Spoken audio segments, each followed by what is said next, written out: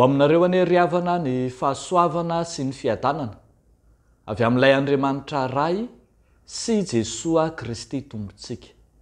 Amen. Ny adin'ny finoana kristianina, ny adin'ny finoana kristianina ao amin'ny Apokalipsy 2:12 ny andininy 10 hatramin'ny andininy 12. Vakitsika amin'ny anaran'ny Tompo manao hoe: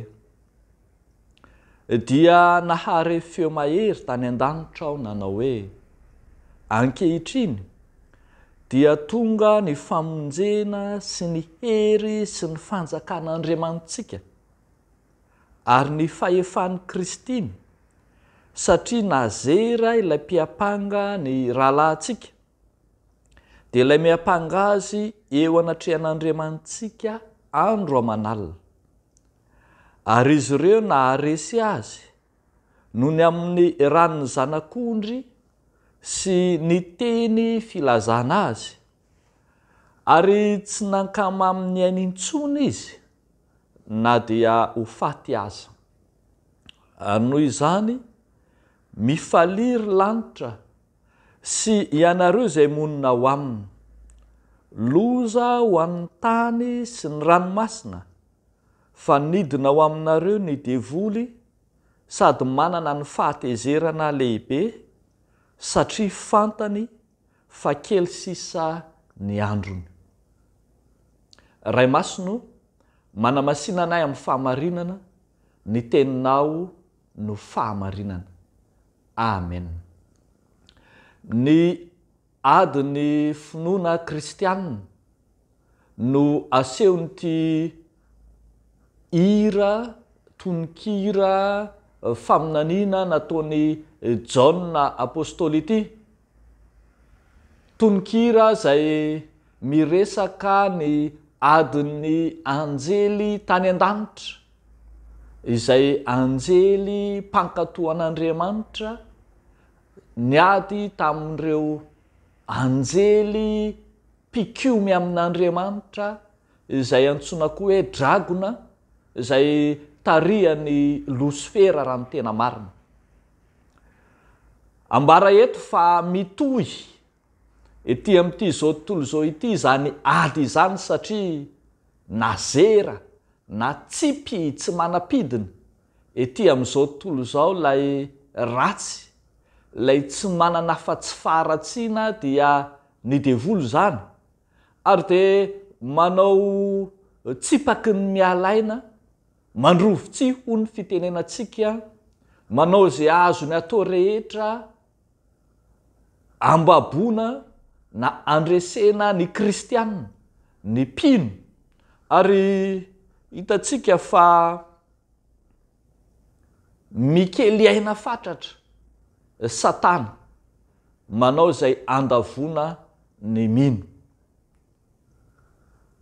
Ambara nefa riavako malala eto amin'ity mofinain'ity fa io devoly io dia fahavalo efa resy, efa voasoratra ny momba azy fa tsy manana hery mihoatra noho ny eto amin'ity zao tontolo zao ity izy, ary zay no mahatonga azy mandrovo- tsy mihitsy hitady namana.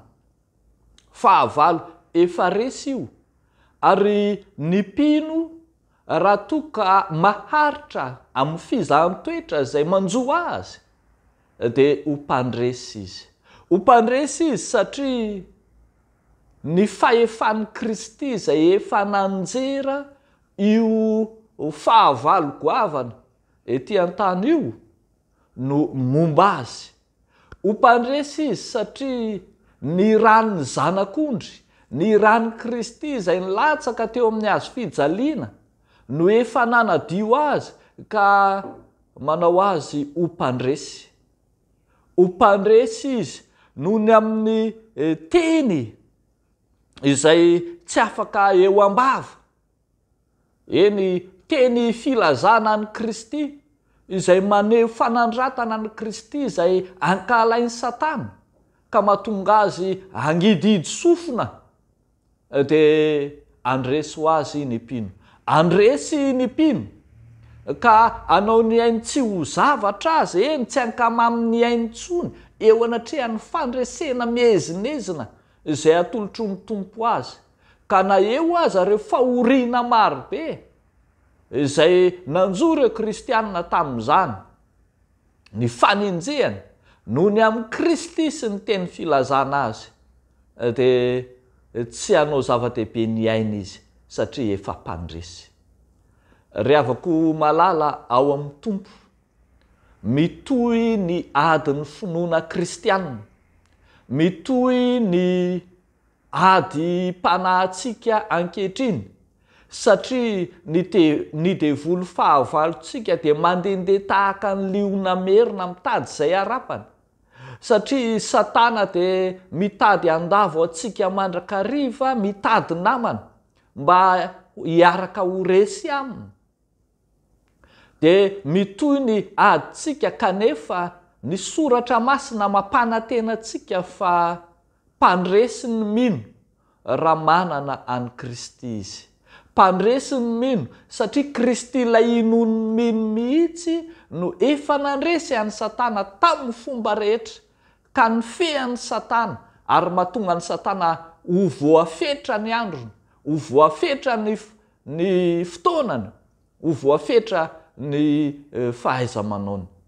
Raha mbola eto an-tany isika, eto amin'ity izao tontolo izao ilay tany nanipazana ny Satana dia mandalo ady ny fiainantsika, ady ny finoana, ady panahy, eny fizahan-toetra ho an'ny mpino raha teo izany. Tsarovy Joba mpanompon'Andriamanitra izay nalaim-panahy tamin'ny endriny maro kanefa nataon'Andriamanitra mpandresy tamin'izany rehetra izany. Dia tahaka izany koa ny fiainantsika kristianina, isika mpino tsiraray avy miara mitolona eto amin'ity tany be maso lafaka ity tany feno faharatsiana, tany nanipazana ny Satana ity. Kanefa matoki fa ataon'ny tompo ho mpandresy, eny mihoatra noho ny mpandresy azy, fa Kristy no efa nandresy ny ratsy rehetra, nandresy any Satana ary teo amin'ny hazo fijaliana no nanorotoroana any Satana. Teo amin'ny hazo fijaliana no nandresen'ilay fahavalo lehibe, teo amin'ny hazo fijaliana no nahampandresy faratapony azy, ny nandreseny ny fahafatesana, ny nitsanganany tamin'ny maty, dia pirofo mitohaka amin'ny tendany fa resy Satana, resy ny fahafatesana, resy ny fizahan-toetra rehetra izay nahazo azy. Dia tsy Kristy irery no mpandresy fa ny mino ihany koa izay miara-dia aminy, izay mino azy dia ataony mpandresy ho tahaka azy. Mahereza ry mpino, fenohy teny filazana ny Kristy ny fiainanao dia ho ataony mpandresy ianao. Fenohy ny teny filazana ny Kristy, na ny famakina ny tenin'Andriamanitra zany, na ny fiainona ny tenin'Andriamanitra zany, na ny asa sy fampaherezana zany, na ny hira fiderana an'Andriamanitra zany, na ny teny tsara avoaka ny vavanao, fenohy teny filazana ny Kristy ny fiainanao dia ho mpandresy ianao miaraka amin'ny Kristy raha teo. Koa tsarovy ry havako fa tsy ny ady ny finoana akory no farany amin'ny fiainanao fa ny fandresena izay efa noman'ny tompo ho anao raha teo. Mahereza ry havako. Dia ho n'Andriamanitra irery any ny voninahitra. Amen. Ivavaka isika.